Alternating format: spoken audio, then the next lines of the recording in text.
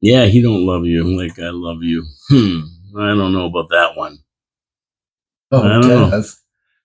My wife ran away with my best friend, and boy, do I miss him. Yeah, there you go. But anyway, welcome to the show, my friends. Here I am. My name is Paul Calenier for all of you out there in video land. In radio land, it's the same name, only different. I have Dave Wheeler, my co-host, here today because we are doing City Council agenda review, and a lot of people are asking, how come you don't do it on Tuesdays anymore? Well, I'm going to tell you why. And Dave even asked me that. This just makes sense. And I'm going, well, before when we had just the radio and we weren't doing the video part of it, people could tune in at noon, and that was about it. The podcast may have got up in time, probably didn't on Tuesdays by 4:00. And then Lori Lococo said, well, if you do it, in the morning on Tuesday for a 1:00 meeting in the afternoon, that's what they went to in August and September, then everybody's going to miss it. Right? They can't. Sure. So I can't. And even her, sometimes she watches my video or listens to the broadcast. She goes, even I can't do it because the meeting's going to start by the time you finish. So we went to Mondays, and then I just said, I'm going to keep it on Mondays because I can get this video on YouTube by about maybe 3:00, 3:30 by the time I get out of the studio and download it and everything. And then everybody's got all night to watch it if they want to watch and see what's happening at City Council meeting tomorrow at 4:00. And so it worked out better. And Wheels goes, why weren't we doing this before? And I said, well, there's a few different reasons. And one of them is a little bit of a drawback is sometimes they change the agenda on Tuesday mornings. They add comments from, citizens in the city, and they change the agenda a little bit. So tomorrow when you see the agenda, when we follow along with the agenda that I print off and Dave has on his little computer here, it may change tomorrow by meeting time. So we miss a little bit of that. So if you're a little bit out of sync with what we're doing, that's why they've changed the agenda between now, and I printed it off at 10:00 this morning to give them time to make any changes today and tomorrow. So anyway, just so that we explain why we're here today, and it'll give you a better chance to watch it on video and that. So away we go here. Let's get going with this. But first, I have to mention my sponsors. Wild Bill's Auto Repair and Body Shop, Hamilton Glowstone Lighting, and of course, Victoria Avenue Pete's Pizza was a new sponsor in the last few weeks. And let's start off with Wild Bill's. I mean, we know what's coming. It's going to be winter. Wild Bill's is offering a great end of summer inspection program. You take your car in there, he's going to do a free inspection for you. He's going to look at your brakes, your suspension, your tires, give you a computer scan, fluids, lighting, and they're going to take your vehicle out for a test drive to make sure there's no lumps and bumps going on when you do drive down the road. So anything wrong, they're going to fix it for you, give you a price, show you what's wrong, and fix it. It doesn't get better than that. Free end of summer inspection. Get your car ready for winter. Be proactive, not reactive. And if you get in a smash 'em up derby on Lundy's Lane, where everybody gets in smash 'em up derbies, it seems, guess what? He's going to fix your car. Get it out of his shop in showroom condition. You'll be happy. I'll be happy. Ken will be happy. Support our sponsors. Wild Bill's Auto Repair and Body Shop. Tell them Paul from Your City, Your Voice sent you. Thank you so much for that. Okay, Davey, into the agenda. Of course, we have the call to order. Oh, Canada, Victoria K is singing it live in Chambers. So I'm not sure who Victoria K is. Could be old, could be young. They really don't say, but congratulations to Victoria. It's tough to get up there and sing in front of people, and she's going to be doing it. And I take it Victoria is a woman's name or girl's name? I don't know. I didn't ask her pronouns. Them pronouns. I'm taking it. Pardon me, Victoria, if you happen to be a boy. Who knows today? Yeah. Land Victoria, acknowledgement. what are your pronouns? Yeah, land acknowledgement at the traditional Indigenous meeting opening. Well, today is Indigenous, I don't know, Reconciliation Day or something. And we're wearing orange in honor of it, obviously. Hey, listen. I'm colorblind. Hey, this shirt identifies as orange. Oh, yeah. Buddy. Oh, yeah. There you go. Yeah. I can't deny it. Yeah. So that's what's going to happen. And it'll probably have a little bit more meaning today because of the day that it is, which is pretty cool. Pretty cool. Yeah, I love our Indigenous people. Truth and Reconciliation Day. Yeah, thank you. Yeah, the falls will be orange. Everything will be orange. My shirt's identifying as Orange today. So there you go. Adoption of minutes from last meeting. Okay, bang, bum, bum. Disclosures of pecuniary interest. Any conflicts of interest as far as money goes. Money. You have to declare them right now. Mayor's going to give all his reports and announcement. He's always got a bunch of things. They had the mayor's barbecue and stuff, so I'm sure he'll be talking about that. And if I'm going too fast for you, come on, catch up, keep up, baby. Disclosures, and then we got deputations, presentations. And these are the ones here that I love. We're giving recognition to citizens who have done something great, like the volunteer head coach recognized the accomplishments of the 1300 Niagara Falls Falcons baseball team. I love it, but you know what? I will stand by my commitment to getting council meetings shorter. And to be able to do that, these should be at Oaks Park, maybe, where they play baseball, or hockey at Gale Center or whatever. Or even at City Hall, but on a different day. On a different day, yeah, not during a council meeting. A special day, a special meeting, or presentation time, just for that. Right. Take it out of city council meeting. Get get Kojiko down there, your TV, to film it too. But whatever, it just takes too long. Don't mind me. I just want to get that voice in here, right in the mic. The beautiful voice. There you go. Enrico Caruso voice. Yeah, bring out some shrimp cocktails, and yeah, there you go. 5.2. Now this one right here, recognition for Larry Landon. Larry Landon's been on my show a few times. I've known Larry for a long time in his family. A great guy, and he took over the Professional Hockey League's Players Association, and he's retiring as the director. And he actually moved the office from Seattle or somewhere to Niagara Falls. It's right on Portage Road at the Five Corners. And congratulations to him for retirement. He's really built this up to something fantastic. He's a great guy, and just a regular guy, and he's so important to hockey. And not so much the NHL, of course, because he doesn't deal in that realm, but he deals with the AHL and ECHL and that kind of thing, these professional leagues that aren't NHL. He's the one who takes care of their benefits and all that, and helps players transition to the NHL when they do step up, so that they have all their benefits and pensions and everything else that goes with it. So very, very important job, and it's really not known in Niagara Falls that what Larry Landon does. And he played for Montreal Canadiens and Toronto Maple Leafs, so he did play in the NHL. And 33 years as executive director of the Professional Hockey League Players Association. Congratulations to my buddy Larry. You deserve it. Well deserved. Take it easy now, and you can go, I don't know what you're going to do, golf or something, but he's got more connections than Bell Telephone, believe me. Yeah, those other leagues are very important. They bring hockey to the smaller markets. Yeah, and for the guys who can't make it, they could have a career in the AHL and actually, make decent money. And much like somebody going out to work in a shop or being a mechanic or anything else, this is where they ply their trade. And until they have to, they retire due to whatever reason. But yeah, so. Well, Don Cherry never did make the NHL. He was AHL for 16 years. There you go. And another recognition for Butch Sacco. I think most people in Niagara Falls know Butch Sacco, and for his contribution to minor hockey.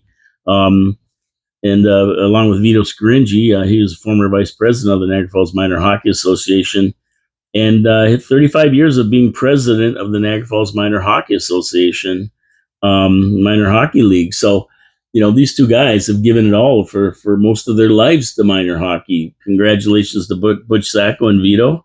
I know them both, good guys, and they've done a great job for the city. And if you weren't getting the award at city council meeting, it would even be better for you. All right, yeah. There you go, right? Special show just for those people that should be honored. That's right. I agree 100%, man. So we're going to jump right into planning matters now. And if you recognize the fact that we're not fooling around here today, because we want to get through this agenda in an hour if we can, we're going to 6.1 on your agenda, which is a zoning bylaw amendment application for a plan of vacant land condominium at 4257 Montrose Road, across from the old casino yard there. That's where it is. I think it's between Alpine and Shirozi Drive, if I'm not mistaken. And basically, somebody, a developer, Frank Constantino, is the applicant, wants to build 2 units with. Let me see. I got it written down here. I always write down.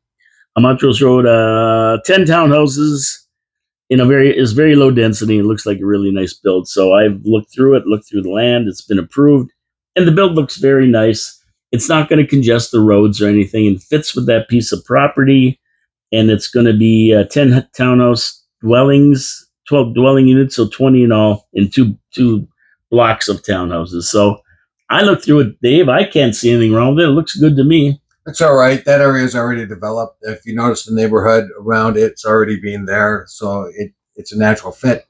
However, you're not going to get any affordable housing out of this one again. No, I don't think so. No, it's going to be. There are nice looking units. In the area in and around there, they have more expensive units, not really geared towards the average person. So maybe the higher middle class. But there is no affordable units in this. So that would be my only problem with it. But other than that, it fits fine. I don't think it'll add too much to the traffic because they are townhouses. Yeah, I mean, there's only 10 of them in each block, so 20 units total, it looks like. So, yep, that'll be approved. Yes, sirree, Bob. Now, 6.2, item 6.2 is on Ferguson Street, and I like this build as well. I don't see any problems here. They're going to be adding more much needed apartments with most likely an affordable monthly rents. See, That's Davey boy? Right, yeah. And makes sense. It's too bad they don't build more to improve this area. It's down in Silvertown, on Ferguson and the corner of Ferguson, and I can't remember. This was Fraser. Was it Fraser? No, Fraser's over Ferguson? here. Oh yeah, okay. Ferguson. Yeah. Ferguson and one of those side streets that go by there. I can't remember what it is offhand. But anyway, I looked at the build. I looked at the unit as it stands. And it looks fantastic. I think it's the very first corner as you go down Ferguson, right there. And they're going to improve what's already there because there's a building already there and make more units. And usually in Silvertown, you can almost say they're going to be affordable. I like the build. It's a good thing. And I wish they would do more with Silvertown. I went down there. A friend of mine lives down there, and I went down and I'm going, is it safe to come down here? And I went, and he's got a beautiful little brick house on Hickson Street. And his surrounding neighbors are it's very, very nice area, almost down to the end of Ferguson there, more towards the river than up at the top towards Victoria Avenue. And it's a really nice little house and a nice little area there. So, you got the Great Wolf Lodge on one side, the baseball diamonds and that. And I wish they would do something to improve that area more. I think you can really, really get people moving into there when they start sprucing it up with builds like this, if they're really nice and that. So congratulations to the guy who wants to develop it. Well, the problem with Silvertown is the industrial leftovers, which are there. It might be in the ground.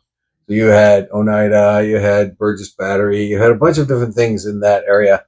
So there are going to be contaminants in the ground. And actually, I knew a person that lived on Buttery, and his mother and his sister died of cancer rather young. So that could be a contributing factor here. Plus, it is an old industrial neighborhood. So if we can knock all those unused industries down and you can build fine there, I think you could change the neighborhood very much. So yeah, and clean it up. There's nothing wrong with Silvertown at all. I've never been a problem going down to Silvertown. Never. Well, you know what I wanted to do? Well, Silvertown. What? I wanted to raise it. Raise it to the ground? Right to the ground and build a casino there and called it the Silvertown Casino. That's where I wanted the casino. Oh, really? Okay. All right. And that would have built up all that area there and probably downtown too, because you're moving it down this area away from the tourist area, which already has 12 million people coming to it. So I would have liked to see them just bulldoze that whole thing, pave over the bad spots that are contaminated, and put up a beautiful casino hotel complex there. Call it the Silvertown Casino. It brings back the memory of Silvertown and the Glenview area. How beautiful would that have been?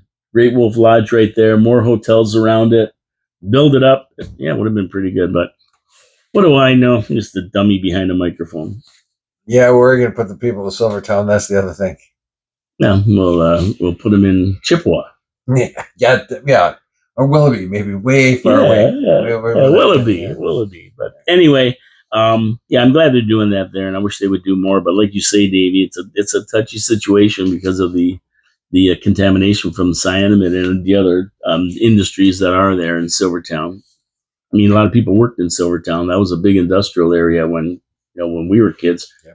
I knew a ton of people working at Burgess Battery, Provincial Crane, Yeah. Oneida. Yeah, definitely. Okay, so the third planning item, boy, we're whipping through this good. The third planning item is at the location of the Oaks Hotel on Fallsview Boulevard.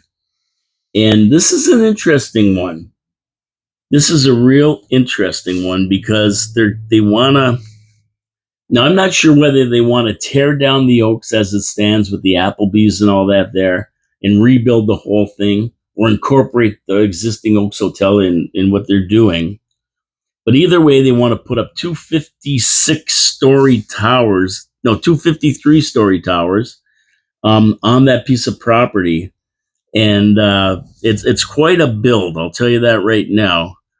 And they don't have enough parking on site, of course. They never do down there. So they want to also build a parking ramp on Stanley Avenue at Dixon Street. 7 stories high, I think. Yeah, 7 stories high. And there will be 126 residential units in these 256-story towers or 53-story towers.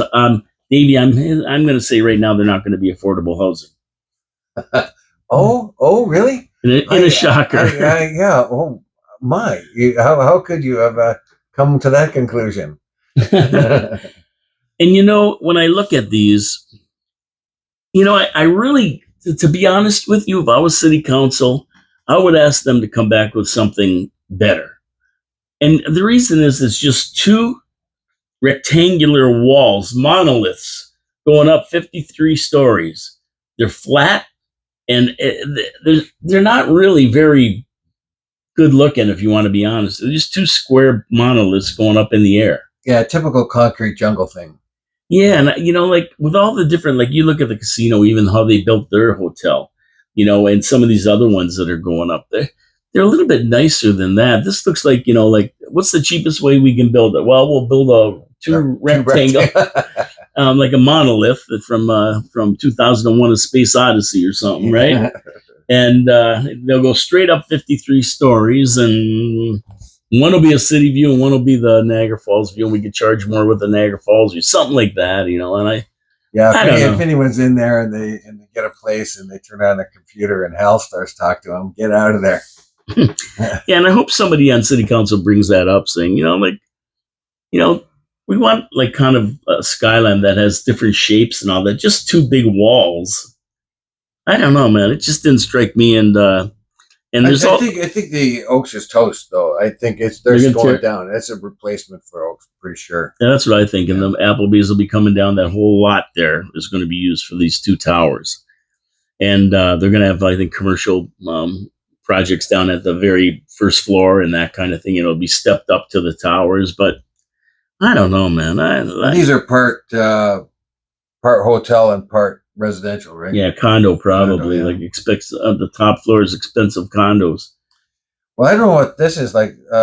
At the meeting that Lori had, she talked about towers. 1 tower being on residential, 1 being on commercial, and the 1 tower that is residential, because it's there, every one of those units then can be turned into Airbnbs. So that was a rub, something that she picked up. But ooh. I don't know about that because there are very strict conditions on parking for Airbnbs. And that's where most of these places run into problems. They don't have the parking. You got to have 2 parking spaces per unit. So if there's 126, they'd have to have like 252 parking spaces. Well, they might not convert them all to Airbnb. That's an option. I don't know if this particular building or the other one that's 77, but part of it's on one and part of it's on 2 different zoned. 1 tower's on one zone and 1 tower's on another zone. 2 different zoned. So she made point of that. She didn't have to talk to her about that, but she pointed that out, which I thought was kind of. I'm sure she'll talk about it tonight. So that'll be an interesting fact. I never knew that. And it would make sense if you're going to have residential units. That one might have to be designated a different zoning than tourist commercial or a combination of tourist commercial and residential type of thing. So interesting. But the other thing, there's a letter from the CEO, Richard Taylor of the casino. And he had a lot of concerns about the impact of construction, how it will affect the surrounding businesses while construction proceeds in a very restricted access area, and exactly how this site will be developed as far as building goes, one tower, then another tower, both at the same time, along with the parking ramp, which he suggests should be built concurrently, because we don't want to get into a situation like done in Stanley where they build the parking ramp and then say, oh, we're going to rent out the parking ramp, but we don't feel like building the hotels. Some crazy situation like that. And so he's concerned about that kind of thing, especially, their business is going to be affected by construction and cranes and everything else, Casino Niagara, right? Right down to people renting rooms and the noise from the construction going all day, right? And that kind of thing. So he had some concerns. The other concerns are traffic in that area, of course. I mean, they're going to build the parking ramp off, but these parking ramps and these hotels are all coming to fruition.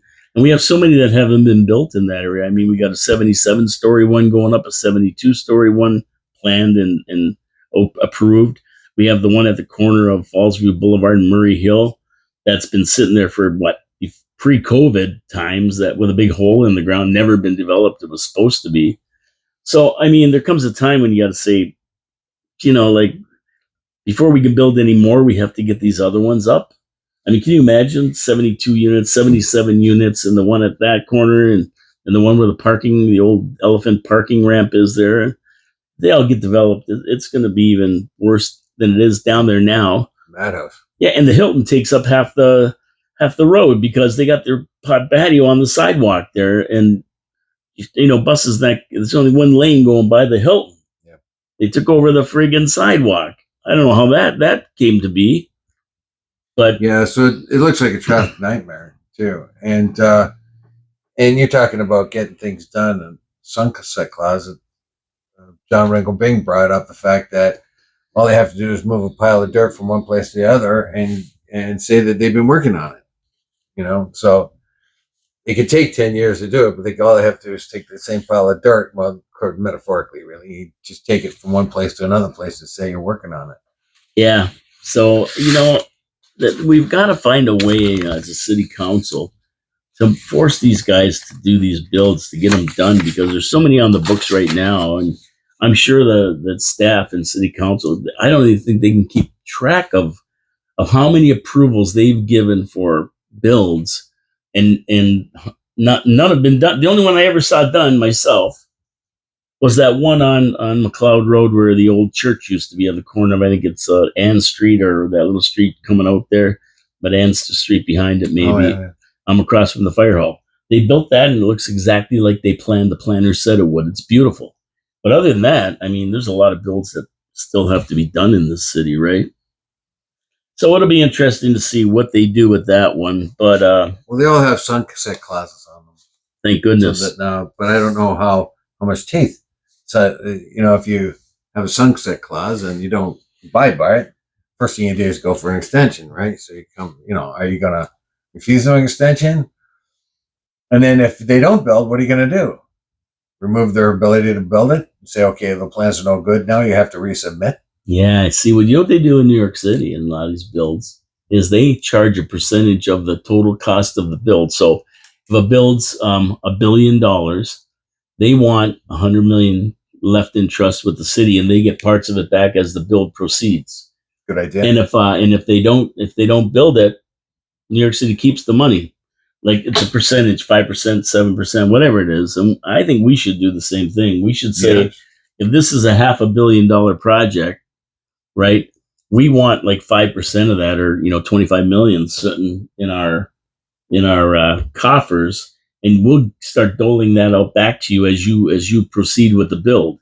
So we don't take it, and we'll give you interest on the money, but we're holding it. And if you don't build it within 3 years, or whatever they decide upon, then we keep the money.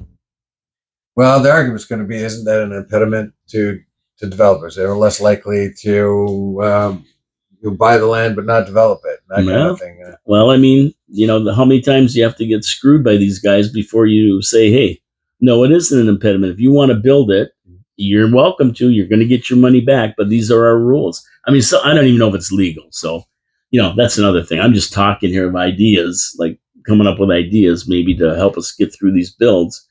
But it might not even be legal to do that. They might be breaking every law in the book about development in Ontario. Yeah. But something like that anyway. Some of the box thinking, if you want to call it that or whatever. Okay, so once we get through the planning, of course, and Dave always has a good point. We go to in-camera, top secret meetings, unless, of course, there's something in the planning that they have to talk to the lawyer about. Then it could be before the planning. We never know. But once they go in, the pizza and wings come out, and it's a 2-hour session. Yeah, dun, dun, dun, dun, dun, dun. And there's that. Dun, dun, Yeah, dun, dun, dun, there's dun, that dun. dartboard with Taz's face on it. Yeah, my face. Firing darts at. That's funny. Oh no, somebody's coming in here. Oh, that's that. Okay, great. I left the door open. So anyway, we have the in camera in 7.1 is in camera, so they're going in camera. And then once they come out after about 2 hours, we're going to see them get into reports. And the next one is 8.1 sidewalk maintenance. Oh, snow winter removal, maintenance, snow removal. And I'm going to talk a lot more about this, in my opinion, tomorrow, but we don't have time to get into all that, or we'll be here for another half hour. But basically, they're saying that they want to up this levels of service for sidewalk plows, and the streets they're going to do. They're talking about that snow clearing on class 2 and 3 roads, and the snow clearing bylaw at a future date. Council beats direct staff to assistance program for seniors who can't do it, and then they're talking about giving you a fine if you don't shovel the driveway in front or the sidewalk in front of your house. So they've got some really wacky stuff going on this one, and I'll talk about more about it tomorrow. But leave it to them to come up with another way to grab you for some money if you don't shovel your sidewalk. And I don't know how they're going to be able to shovel seniors and what they're going to do with this. So I'm just keeping an eye on this personally. What I'll talk about tomorrow, Dave, they should just do the whole city. Screw it. And if they put it to the people and said, listen, would you rather have pickleball courts or your sidewalks plowed? I guarantee you it'll be resounding. Please clean our streets so we can get around in the winter. And don't fine us, and take the pickleball court and do something else with that money, like plow the streets. That's what I'm thinking. Hey, I could be all wet. Well, the expectations now is you clean off your driveway or your sidewalk. Yep. That's the expectations from the city. Now, I came from a place when I was a kid. I lived in Scarborough, and everybody just did that. That was the rules, and everybody went out and they shoveled their snow. They all did. People even would go around and shovel people out. They just did. There was more of a community spirit about it. So you did your work. You shoveled your part of the sidewalk. If your neighbor could, you shoveled theirs. And what you did is, then if people were stuck in snow, you went around and pulled them out. That was just what you did. But nowadays, it's like you don't really have that kind of community spirit. And we have an aging population as well. So, and what happens every winter? Some guy dies of a heart attack while shoveling snow. Like me. Yeah. Did you have a heart attack while shoveling snow? Well, I probably will one day. Yeah, maybe. if not this winter. Oh, well, there's my excuse right there. Dave, how come you're not shoveling? I don't want a heart attack. Yeah, I'm pre-planning. I'm being proactive. Yeah. Health conscious. No, I do the sidewalks. I mean, I regularly do the sidewalk in front of my house and sometimes take it down in front of the neighbor's house, even though there's young people living there and they should be doing it. You try to do it for the postman. The poor guy's got to walk as it is. And we have some older people who not only can't shovel theirs, but they do walk around in the winter. If the sidewalk's clear, they do walk around, get their walks in, with their walkers and everything. And when it's really done, they can't get around, so they're shut-ins, basically, So you try to do it, but I just don't like the idea of being fined for it. I mean, it's not my sidewalk. I didn't put it there. Take it out. I'll put grass there. right? I mean, that's Well, that's right, and it's on city property too. So yeah. So I mean, why am I taking? Are they going to reduce my taxes to pay me what it would cost to shovel that? I'll hire a guy to shovel it. I mean, there's that too, and I'll talk about it more tomorrow. We won't get into it, but anyway, check that out tonight. It should be a good discussion. I'm sure there'll be a lot of back and forth on both sides of that equation. I'll let you know exactly what I think tomorrow. Number 8.2, skateboard park improvements at McBain Park. Now, this one bothers me. A lot of stuff bothers me, but this one bothers me a little bit, and I'll tell you why. I'm going to tell you why. Because they're putting up coverings and seats for people who want to watch. And parents and so on. I thought when I first saw this, there was something a problem with the skateboard park, like cement chipping away or stuff where So did I. yeah, that kids could get hurt in that. So I don't begrudge that. I mean, I want it to be safe for kids to go and enjoy themselves on skateboards. But I don't want to build stands for parents to go and watch with covers so they're not hot in the sun.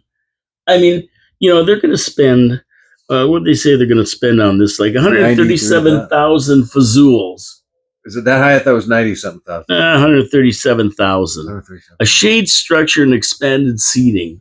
Now, can't these people bring their own chairs and an umbrella or wear a hat? I mean, we got to get away from this spending this money, this 137,000 on something. I mean, you probably could plow all my neighborhood for 137,000 bucks in the winter. I think that's the idea. The money they save on snowplowing people. Well, I don't know, but I just seem it to be frivolous spending, and they have given their CAO. Jason Dempsey or whatever his name is. Jason, what's the Penguin? Meredith. No, Burgess. Meredith, I keep thinking. The Penguin. That's why I call him the Penguin. I can never remember his name. But they've given him a directive to find $1 million to take off this year's budget. Now, this was 137,000 of it. There was another $250,000 from the firefighters. I mean, the guy's had $500,000 already if they let him do what he should be doing. So, I mean, we got, wants and needs. Would it be nice to have a grandstand covered, maybe even air conditioned, close it in for them? Like put glass fronts, what? I don't know. Anyway, that's my opinion. I'm going to see council says they're going to probably approve it. I don't get it, but, we're supposed to be tightening our belts. We have to live cheaper because we can't afford everything, and our taxes are going to go up another 4%. But I don't see anybody at city council tightening their belts, Dave. No, that didn't happen. I don't know. Just call me. Well, I can have people yelling at me. Probably. I always do. Burgess is the Penguin. He's on one side of the mayor, and Matt's is on the other. He's the baby Penguin or the brother Penguin or Penguin too. Yeah, Bill Mattson. Yeah, the city clerk. Yeah, he'd be pretty good at. He's Penguin. The Riddler. Yeah. Well, I don't know if you put him in a black and white suit, he would look penguinish. Yeah, I like him. I like Bill Mattson. He's always both those guys do their job. Yeah, that's what I like. I like Jason Burgess. He wants to get tough with city council, but they won't let him, like he really wants to hammer him sometimes, so I like that, I like that. I don't mind that. So, but anyway, they do their job. That's what I like. Yeah. Or at least when I watch the council meetings, I'm pretty impressed with their work. Yeah, really. I mean, I call him the Penguin, but only because of Burgess Meredith, who played the Penguin. It's not derogatory. No. And when I call him the Pink Penguin, where is that pink sports jacket? You should walk down Queen Street with that. We need some pizzazz on Queen Street. That's right. Yeah. Some fashion. Yeah. Okay, so we'll see what they say about that. Watch that one. That should be a good discussion. Walk down the street in a pink shirt. Why do they call you the Penguin? I don't know. Now, Sidewalk Cafe program fees, summer of 2024. Item 8.3. Now, let's understand this. Council decides to raise fees to a level where they were not losing money from processing and administrating applications for these sidewalk cafes. That's why they raised the fee. They were losing money every time somebody said, we want a sidewalk cafe. So the owners complained and applications were down because they weren't building them because they said, oh, they're too expensive. Now they want to lose money on them to satisfy the sidewalk cafe operators by dumping the fee again. Well, I don't get it. the sidewalk cafes. Well, the city got alarmed that the sidewalk cafes, which are very popular, are just started disappearing because the owners couldn't. I don't know. They didn't want to pay that kind of money for them. So I think the city's decided, well, we'll take a loss to encourage them to come back on. That improves the business of the restaurants there. So I don't know. I can't tell myself. Like you'd have to actually ask the restaurant tours if it makes a difference or not to their business. You Okay, know, well, let me ask you a question. Would you want a sidewalk cafe if you weren't making money? nope. So that means they're making money. That's why they want them. And if they're making money, But taxpayers shouldn't be subsidizing them. That's the way I look at it. yep, sounds a reasonable argument to me too. So I Yep. don't know why the suddenly of well, obviously they don't think it's worth it paying the extra fee, so they're dragging up, and so they dragged up most of the sidewalk cafes. Now the city seems to be a little bit concerned about that. So I don't know what it means for business or what the look is, and I'd have to listen to the councilors tonight and their Yeah, rationale. yeah, that's a good. Yeah, this is going to be another good one. All the eights are going to be good to listen to tonight because they have to do with taxpayer money and what's going on. But I know Ronnie Dons has got one here, and he pays. And of course, if you're walking down Queen Street, you got to go on the street to get around his sidewalk cafe. He's inconvenienced the pedestrians there. And you go down the Hilton, and it's down to one lane because they've taken up most of that lane. You got a bus going there blocking everything. They made two lanes because they needed it for traffic, and they let the Hilton take the one lane away from them, basically. So, I mean, they got to be making money if they're paying. I don't know. We'll see what they say tonight, though, but it doesn't make sense to me. But then a lot of stuff don't make sense to me anyway. Hey, I got to get to my second sponsor, Hamilton Glowstone Lighting. Um, we're getting to the point in the year here where you're going to start wanting to put up lights for Halloween, lights for Christmas. And you got to get up that ladder and get up to the eavesdrop and hang these lights and get up there and take them down and change them around in different colors. Why not just get Hamilton Glowstone Lighting to come down and give you an estimate on permanent outdoor track lighting? Yeah, that's what they do. Those houses you see lit up beautifully, it's not by accident. They are actually Hamilton Glowstone lighting, track lighting. And you know what? They put them up in zones so you can change colors, red and green for Christmas, red and white. They have a lifetime warranty on them. They're LED lights, so low in power usage. You're not going to spin your meter off off the wall in the house. They're awesome, awesome track lighting, a lifetime warranty, and they're built. They don't plug in like your normal lights that you put up with all the extension cords and strings and everything. They're all soldered and sealed, and they're impervious against dust and moisture. So you never have to worry about them. All you do is go to your phone and you change the colors to what you want. Today's orange, right, for Indigenous Reconciliation Day. Yeah, you could do that. Yeah, you could To have make it your in house all orange, Yeah. like they're going to do to the falls. This is what Hamilton Glowstone Lighting brings to the table. So how do you get these beautiful lights? Hey, you pick up your phone and call Colin Buckborough, who's the owner, at 289-969-1797. He's going to come down, give you a quote. And if it's a little bit more than you thought, hey, they have approved financing. So you can get financing on approved credit. No problem. So if you really want to do your house like Dave Wheeler does, like Griswold, That's right. you can do it. And where there's a power shortage when I turn mine on, but not now with Griswold's. But yeah, you can really do it up and you can finance it. So low monthly payments and everything. So call Colin Buckborough, 289-969-1797. Tell them Paul from Your Voice sent you. And you're going to be a happy camper once they get up there and you don't fall off the ladder and break your neck on a cold November day. Okay, so now where are we? We are at 8.4 Aquatic Services Update. And this is all about your municipal pools. And when you read through it, here's the lowdown. Here's the lowdown. They're closing Mitchelson Pool because it is too expensive to fix. So that's gone. And they're going to take care of the other three in the city. I think you got one at Prince Charles, and there's another one. Where's the other one at? Valleyway, right? Yeah, Left H. Leslie one, and the one at Lions Club on Drummond Road too. I think the ones that the one Oh, No, that that's would. municipal. And then That's FH Leslie's at the Lions Club on Drummond Road. yeah. And Yeah, what about the one? Isn't there one in the south end of town yeah, there? Prince Charles Park. Yeah, Is Prince that the Charles one? Park. Yeah. And then Okay. McBain Center, of Yeah. course, the indoor one. So they're the ones they're going to fix up. They have to spend $1 million to fix them all up or something like that. They're going to do that. Mitchelson is done. And then they're looking for recommendations for Mitchelson Park because the north end won't have a swimming pool. And I'm going, okay. How How well about was it this? used though? That's one of the reports sort of insinuated it wasn't really getting that used that much. No, but you saw the numbers jump up for the other pools. They all Okay. have had an increase this year because Mitchelson was closed. But why Okay. not this, Davy boy? They're spending all kinds of money at Fireman's Park. Wouldn't that be a nice place for a swimming pool? Good idea. Excellent idea. If they're going to build another one rather than at Mitchelson, why not just go up the street to Fireman's Park where you have your walking trails, you have your dog park, you have your concerts and band shells and Big everything parking else, lot.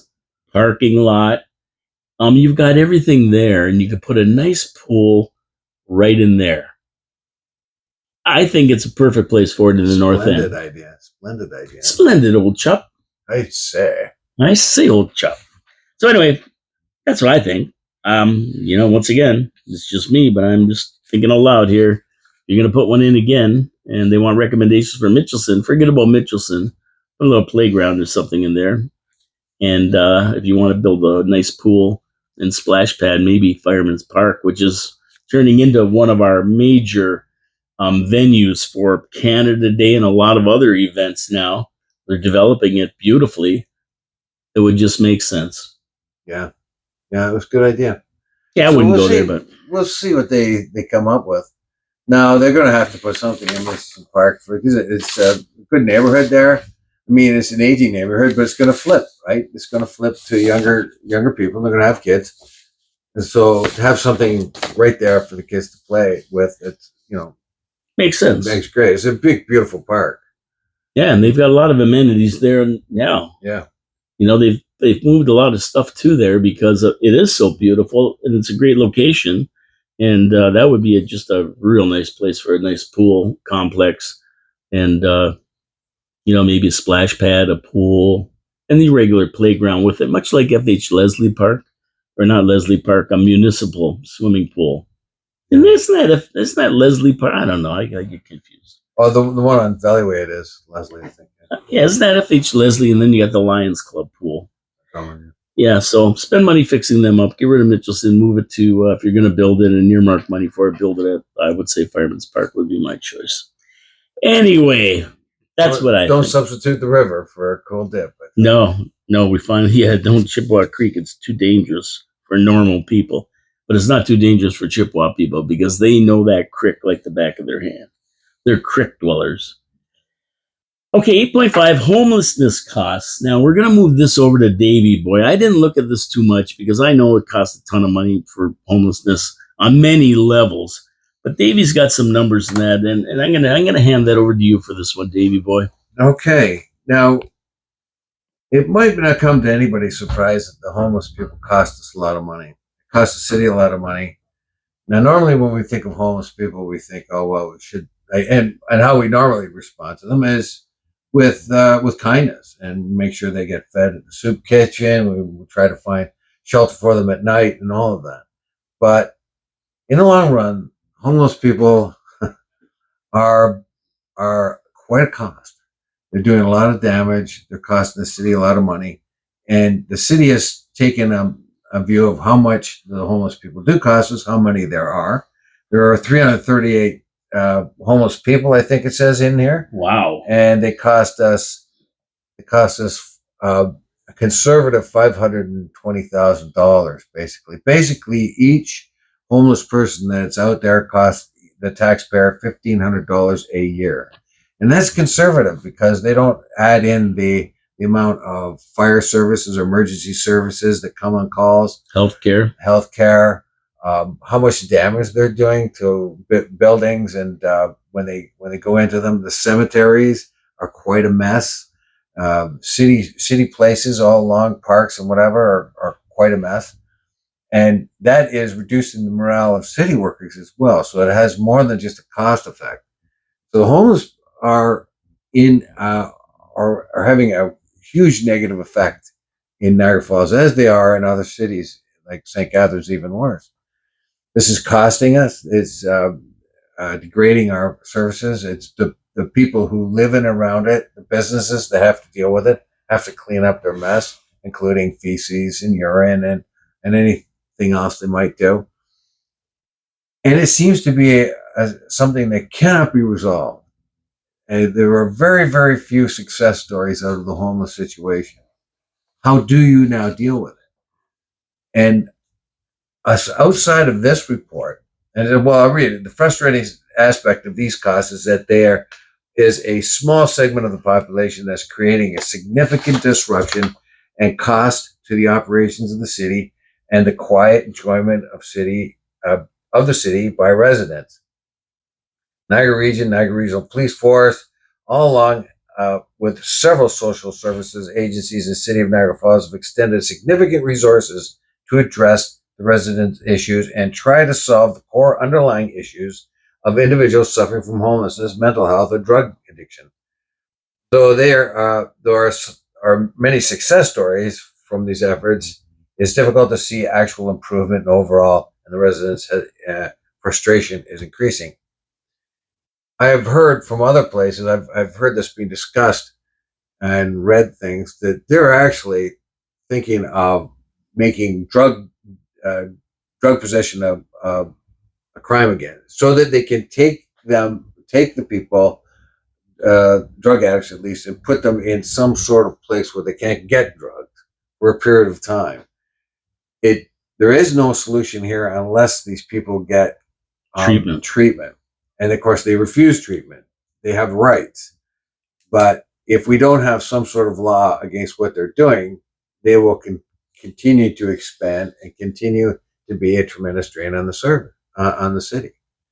They are non-contributing members of society, and that problem is getting worse. And I think people are going to start beating them with sticks and chasing them away, like they did in Brazil, basically. When you had a lot of street urchins and homeless people in Brazil, the merchants there hired thugs to push the people off the roads.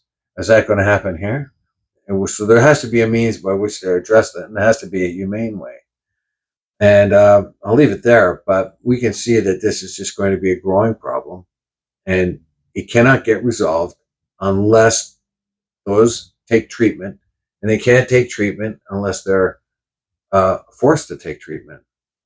And I've unfortunately, that's the only thing I can see going forward. They have to incarcerate these people in some way. Well, I read a really good report. I've been following this a lot, watching a lot of videos on this in bigger cities like the Kensington area, Philadelphia, Skid Row in Los Angeles, and other areas. And I know that these small communities, small home communities, because some of the homeless aren't homeless because they're drunks or drug addicts or anything. They just don't have the money the working poor, right? They don't have the money to afford an apartment or a house. They just don't make enough money. And so these small homes, I know people say, well, then you put them into one area like they're lepers or something. But on the other side of that coin, what the Karens of the world think, there is the fact that once you get them into these small home developments, now you have them all together. And when you have them all together, you can treat them. I mean, these people who go out and help the homeless, they run all over the city trying to find them. They don't know where they are. There's an encampment here, and then they move somewhere else when they get thrown out. And then they get set on fire and they got to move somewhere else. They're floating around the city. Whereas if you had them in one area, then you can put the people they need, the resources they need to perhaps be rehabbed, and they can have refreshment centers and social workers that can help them deal with their problems. And they're all in one area, so you know where they are, and you can get help to them like right away rather than running around the city looking for them. So I've been hearing a lot of that kind of talk, which I think makes sense to me. You have them all there now. Yeah, is that area going to be like, like Skid Row? I mean, 50 blocks of LA, and that's where they go, right? They know that's where they have refreshment centers and everything, but you know where they are.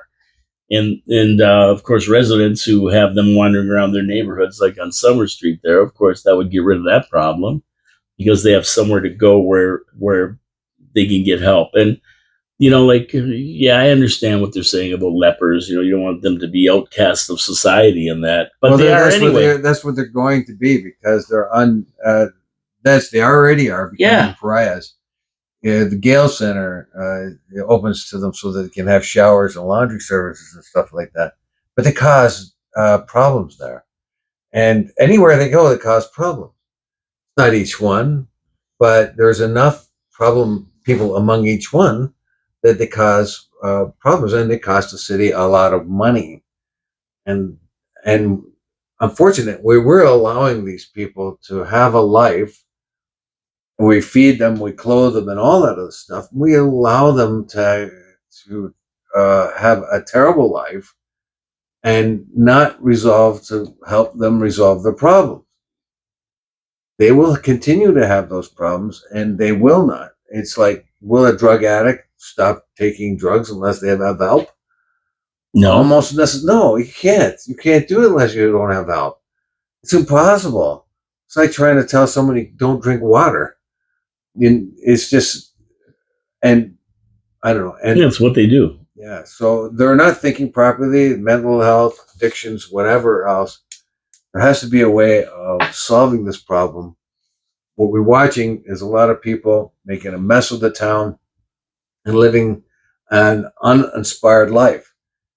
They could amount to much more. They could have a much happier life if we can get them treatment. But how do you do that when you live in a country where everybody has free rights, and if they want to live that way, they can? But the problem is, why should we keep feeding them at the soup kitchen when there's other people when the resources are running out there? Why should we clothe them when the resources are running out of there for other people when they can work or they can become productive members of society? Yeah, it's an ongoing battle to deal with this. And like I say, I watch a lot of these videos, and these guys who have been working with this for years and years and years do these videos, and it's very, very interesting to see what they have to say about it. I would advise everybody who has any interest in homelessness or wants to know more to go check out these videos, including City Council.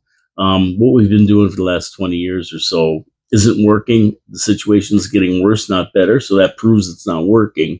So we do have to come up with new innovative ideas. And I hope that City Council kind of discusses this one a little bit more and talks a little bit about some of these other avenues that they can explore to try to help homelessness, because it does cost taxpayers. I mean, we pay for it a lot of money, and a lot of the money that we see in dollars and cents doesn't even come close to what the true cost is, when you consider other things like city workers having to pick up after them, and the health issues, health problems, and that kind of thing. So You're going to get you're going to get some. It's a very possibility you'll get some sort of vigilante action against them. if they get mad enough, people get mad enough. Yeah, they'll start hitting them, beating them, and who's gonna witness that?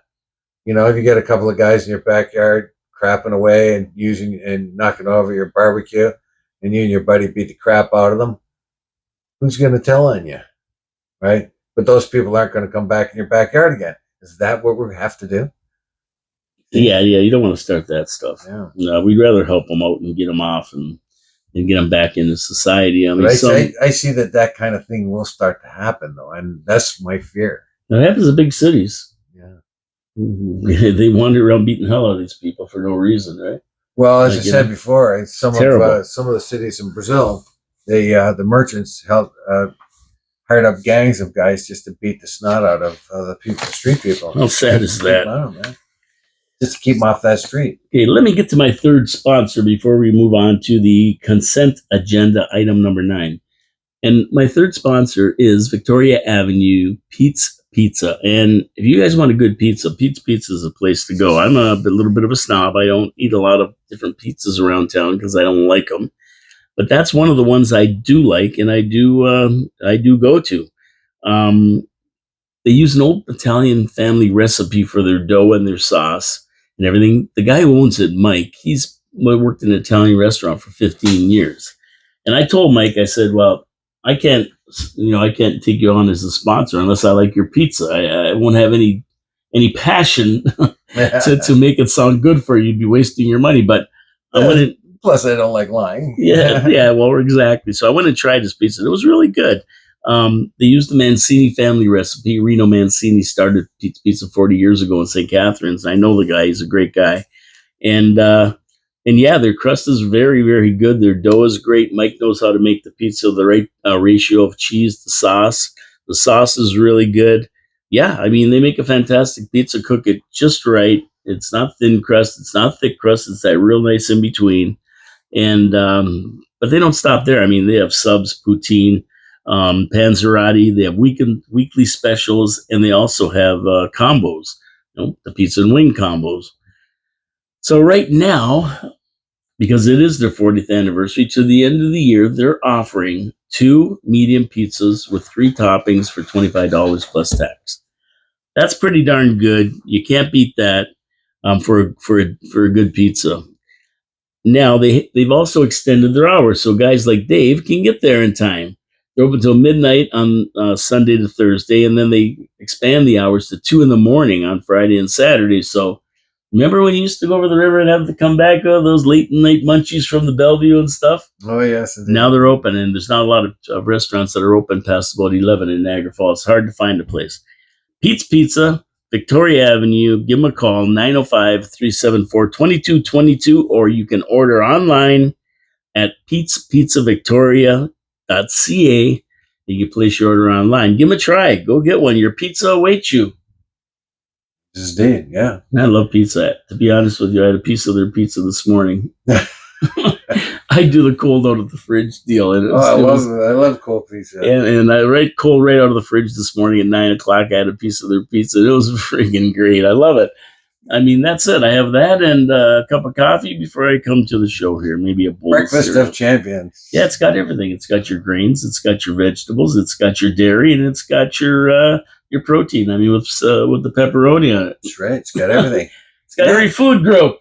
That's right. It's the best junk food out there. Yeah, it's great. I love it. My favorite food. Except for the fattening and grease and salt part of it. Well, we don't worry about that until you get a heart attack, right? Yeah.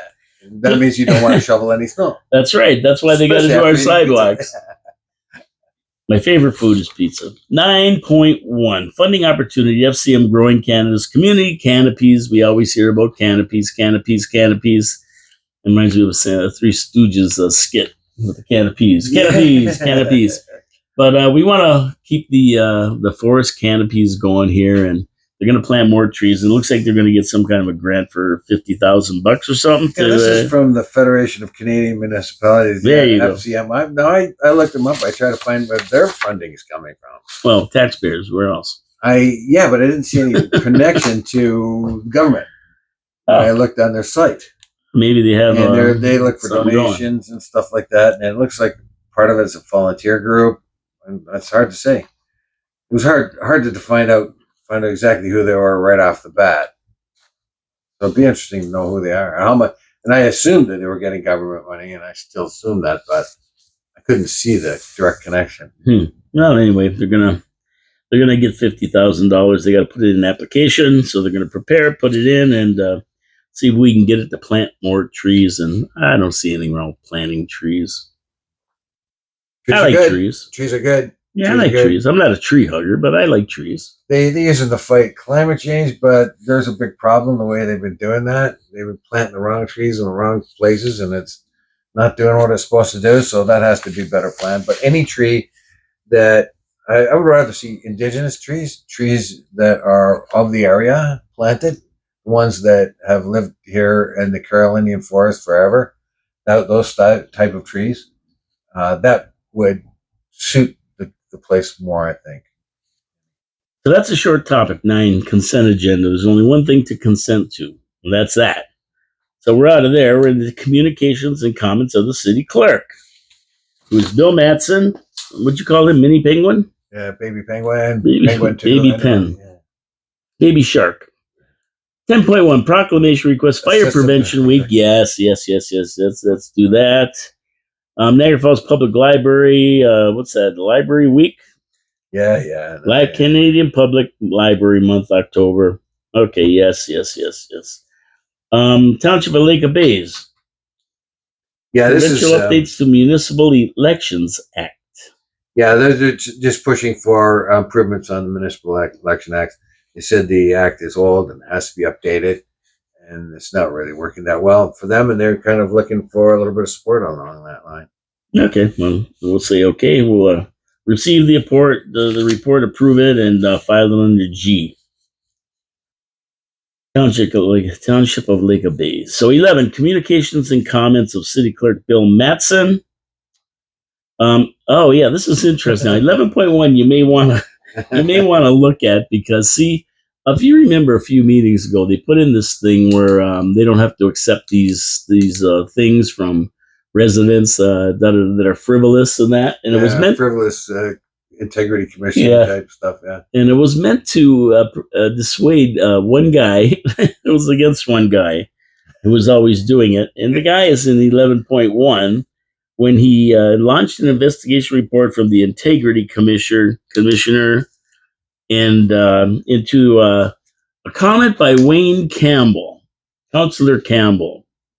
And I read through it. It's pretty funny, really, when you get down to it. Wayne Campbell can be gruff, to say the least. And if you get in a run-in with Wayne Campbell, you'll know that he's not against using language that may not be the best. May not be parliamentarian. Yeah. And so that's what the integrity commissioner thing was launched, because he said something with a swear word in it, basically. And he said it was a saying that his old coach used to be when he went to University of Western Ontario. And Jody Burdett, of course, launched this thing, and then he wanted half his money back, which he got back because he lost it. The integrity commissioner said no. They're not. No, that's not an integrity thing, and we're not allowing this. And you can read about it right in the minutes of the meeting. And if you go to 11.1, and basically it was denied. He wanted half his money back. He got it. I don't know why. I wouldn't have given him anything back. He got turned down. So yeah, so I would have said no, but he got half of his back, I think, and Wayne was exonerated because the way he used it was more in a saying than it was in a comment. His claim. Yeah, against the guy. So you have to read it, but it's pretty comical, and he's off the hook. And that's the second one. He launched one against who did he launch another one against? Was it Lori Lococo or no, maybe it wasn't. So another counselor anyway, and that one got denied as well. He just launches them, comes up with $500 and launches them. He never wins, and they take a lot of time and money from the city, which wastes taxpayer money, and plus his letters. He used to write letters from the shadow government of Niagara Falls, and he's telling the shadow council. Yeah, and the shadow council. He's telling the council that he approves of what they do, like he has a say or something. He never got elected. Like during the campaign, you never even heard from him. And never went to any meet and greets or anything. He ran for city council, so all of a sudden he's the shadow government, and it's just craziness. And I don't know Jody Burdett. But when I did read his comments, some of them made a lot of sense. Like the guy, if he just wasn't so like a little bit loony or something. I don't know. There's something wrong. Like he's a good guy. I think he means well. He's trying to do what's best for Niagara Falls. You should just listen to the right hemisphere of his brain and shut off the left hemisphere, something like that. Because he writes stuff and he makes sense. A lot of times he has ideas that are really, really good. But then there's these other times where it's so ridiculous that you just, it's hard to take him seriously, and like I said, I don't know the guy. I just watch what he does, and I just know it's a huge time waster a lot of the times. And this is just another one with Wayne Campbell there. So when I read, I wondered, what did Wayne really say? Yeah, really. Oh yeah. Well, I can imagine the expletives he probably came. He's an old school guy, man. Oh yeah, he is. Yeah, and they'll just raise their hand on this one. What is this consent agenda or whatever it is? Yeah. something like that, or whatever it is, communications or Yes, communication with the city clerk. So East Ferris, Rural 11.2 Rural Ontario Municipal Association. There's a resolution here of East Ferris supporting the Rural Ontario Municipal. They want them to join up and have one meeting a year rather than having to go to two meetings, which they're about the same things basically. Let's do it. They should do it. So that's a recommendation. They'll receive it and file it. 11.3 correspondence from the Niagara region. This is about the municipal code of conduct, strangely enough. Listening, Jody? And Niagara Region Incentive Policy Preview. So, of course, municipal code of conduct, they're worried about ongoing problems with residents attacking counselors and that kind of thing. And also they're worried about things that are going on. You know, we've seen cars spray painted and people at people's houses and stuff like that, which is out of the line. I mean, I don't always like what city council does, but I'm not going to Jim Diodati's house, Mayor Jim's house out front and with a sign protesting and that. I'll do my speaking at the ballot box when the election comes up, right? And on the show here, if you know, I like the guy Jim, he's a great guy, but if I have something to say, I'm going to say it. It's business, Jim, not personal. Just business. Exactly that. Like this is what we do in polite society. We have our differences and we settle them, and that's that. But this has gone on a little bit too far. The harassments, the assaults, the slurs, the online attacks. Like if you're attacking somebody online, bro, you know, go to a butcher shop and buy a backbone, and then go and face the person directly, face to face. You think that scratching their cars and throwing paint? You're a coward. Don't do that. And don't do that. Don't do that. Don't do that big time. Yeah, come on the show and yell at them. That's always more fun. You can't do that. Yeah, get in the studio. We'll invite you in here. Do what I do. Yell at them in the studio. But I mean, you know, it's not that you don't like the people. You know, if they don't know what they're doing or they're making bad decisions with your money, you have the right to say they are. And it's not an insult to them. It's just an insult to the way they're running the city. As far as they all go, they're all good people and they want to do what's best. But sometimes, if you're not qualified to know what's best, then you might make bad decisions. And you know, the only way that we as taxpayers can keep them in check is to mention it to them. Yeah. You know, so. And we don't want any one of our politicians feeling threatened. It just doesn't work in democracy. Yeah, exactly. They're not there to be threatened. I mean, they took a job, and it's a thankless job as it is. You don't need to be in there yelling at them and threatening them. That you forget about that. You're not going to get anything done because people just think you're some kind of a nut, and they throw you out. The minute you start getting enraged, you know that's the point that you're wrong, right? When you start getting really boiled over, that's time to take the pot off the stove for a little while. Yeah, take a breather before you do something rash. Take a minute. Use your brain, not your emotions. Serenity now. Yeah. Serenity now. Okay, number 2 is the Niagara Region Incentive Policy Review. Well, there's all kinds of incentives for development and building and this kind of thing. They're shuffling this around to different programs and everything else. You got to read them all. I mean, it's pretty boring, and really you won't even notice it unless you're a big developer in that. But they are moving these incentives around. And they probably won't even talk about it. They'll just put their hand up and say, okay, we'll receive and file that information. Not going to talk about the one here is for the building code to include rough-ins for electric car chargers. Yeah, I saw that, and my take on that is, listen, I think I even wrote something down about that, is about, it runs into, like, if you know, they're going to start putting things in houses that, like, set them up for car chargers. Now, 1% of the population has EVs, or maybe even less, not too many. And they're going to rough in every house. It's going to cost you another $2,000 or $3,000 to rough them all in, which adds to the price of the house. And here we go again, when you probably will never use it. And most people who have EVs right now have found it fine to plug them in and charge them at their home without having any special setup. So I just, it's not like air conditioning where everybody has air conditioning or any other amenity like that. Or the rough-in for stoves. Yeah, rough-in for a stove. You got to have a stove unless you have gas like me. But to put it on the price of a build, when not enough of the population yet has EVs, is kind of like just adding money to a bill for no reason other than, I don't know. If it costs a contractor $2,000, you're going to pay $4,000 extra. Yeah, if electric cars become more ubiquitous, then I think the market will do it on its own. So I'm not sure about that one. I didn't really go big on that one. And that's 12.1 communications and comments of the clerk about that. 12.1, that was item 12.1.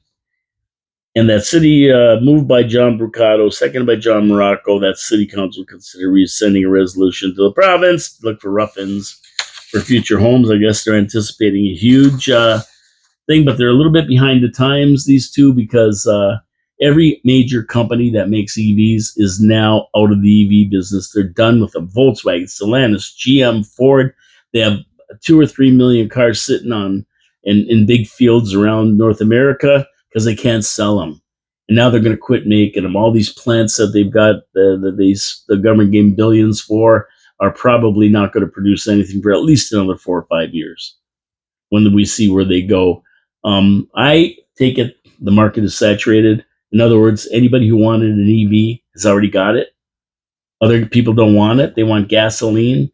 And no matter what the government says they're going to do, they're going to find that it's not going to happen. So, well, they can change that right away by opening the market to Chinese EVs. You can get a brand new car for 11,000 Canadian. No, that's not going to happen.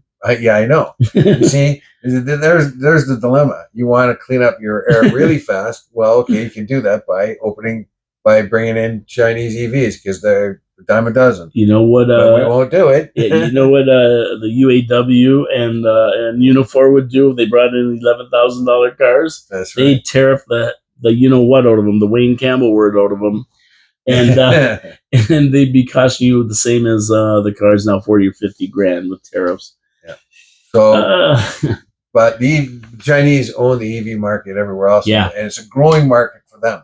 Yes. All over the world, but it's not. They got no gas. Well, yeah, they got a lot less gas, that's for sure. Yeah. Well, come over here and have some Mexican food. They'll have tons of gas, believe me. 13.1, vacancy of office. Wayne Thompson. Wayne, go to the council meeting tonight. There's a lot of gas. Oh, there's a lot of hot air there. John Beam wants to float his balloon. Take it down there and just seal it up around the door. Yeah, fill it up at the council meeting. Vacancy of the office. Okay, Wayne Thompson stepped down and Chris Dabrowski's in. They're going to appoint him tonight. Congratulations, Chris. Yep. Yeah, Chris. He's coming in with 2 years left, so he never made it last time. He's the runner-up, so he gets to step in. If anybody else steps down, then, of course, Vince Carrier would get to step in. So for now, we've got Chris Dabrowski back on council. And it's a good thing Wayne is done. He served us for many, many years. And congratulations. As much as we hate to see him go, congratulations to Wayne Thompson. And relax, my friend. Have a good time. Enjoy yourself. And Chris is going to take over. In-camera resolution, ratification of in-camera. So we're going to talk about the in-camera. Say, yes, we did that. Bylaws. Bunch of bylaws that we have gone through in many shows. They've already talked about this stuff. And now they're just ratifying it so they can be passed, sunset clauses and everything else. Yeah, ratify Montrose, Fourth Avenue. Yeah, and the permit to 4th Avenue, and 30 stories. Street, and all those we've already talked about. Yep, already talked about. They've already been approved. Now they're going to get ratified here in this. And they're going to put up their hands to everything. I don't see anything here that is going to be talked about unless there's something that we don't know. And you always got to understand, right, Dave, when we do this show, we don't have all the information. We look through the agenda like every other person, and we look through it and try to find stuff and look for stuff that could be an item of contention. There could be discussion about it, and we try to give our opinions on which way they'll go with it or if it's a good or bad development in our eyes. But, of course, when you have access to staff and everybody at City Hall, like the councilors do, we may seem a little bit simplistic in our explanations because we just don't have that in-depth stuff. That's because we're simple. Yeah, we're not.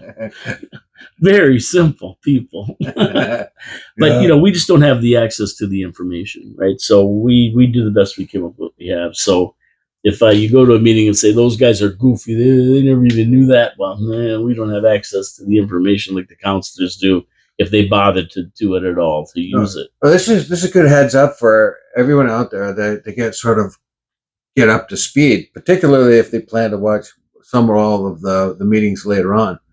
And it's just a good chance for them to get up to speed of what's going on at City Hall, because who has a lot of time to watch it, for one thing.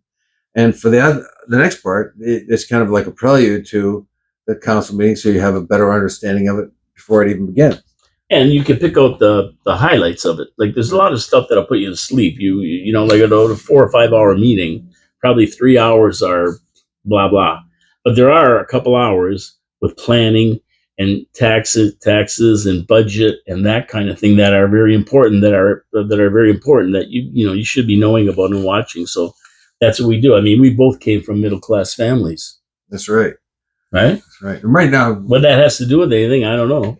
well, we're the I just heard average lads. I heard it on basically. TV. I heard it on TV. Oh, oh, you mean somebody that lives in a gated community is living from an average family? Yeah. Yeah, what are you going to do for the economy? Yeah. Well, I came from a middle class family, so that works. You can excuse me for not knowing anything about that.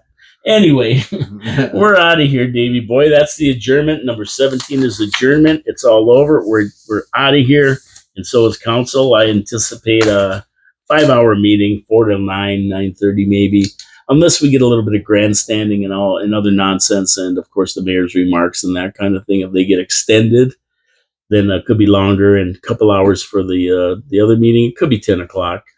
I don't anticipate this being really, really long. The planning matters are simple, and the other stuff is pretty well fly through. Yeah, they're going to want to get through them quick. This is a chance for them to get through a meeting quick. However, they still have the problems of presentations and in-camera meetings in the middle. If they could solve that, they could do themselves a big favor, and us too, by shortening those meetings. Yeah, exactly. Anyway, that's it. Let's get out of here, Davey boy. Watch the actual meeting tomorrow, October 1st, Tuesday at 4 p.m. it starts, and you can see it at niagarafalls.ca. You can see it on Kojigo, if you have a local Kojigo channel. Every once in a while it's on there. Or on YouTube, has a live feed as well. So you can watch it live. I'll be watching it live for sure until 9 o'clock when the presidential debate starts, or the vice presidential debate starts. Is that tonight? No, it's tomorrow night at 9 o'clock between J.D. Vance and Tampon Tim. So I'm going to be watching that for sure. No Chance Vance and Tampon Tim. There you go, Tampon Tim. And No Chance Vance. But it should be a good one, so that's going to be fun. But I'll be watching City Council until then, and it'll be great. My name is Paul K. Lemire. I'm here with Dave Wheeler. This was City Council Agenda Review Day. We went through it all. Thank you very much for tuning in. Go to our video, subscribe, like the video, or maybe don't like it, whatever you like. Hit the notification button so you know when we're on. And I'll be back tomorrow with Trash Talking Tuesday at noon. And we'll talk a little bit more about some of this stuff, but not a lot. We went through it pretty cleanly. Support my sponsors: Wild Bill's Auto Repair and Body Shop, Hamilton Glowstone Lighting, and Pete's Pizza on Victoria Avenue, Niagara Falls. Thanks for tuning in.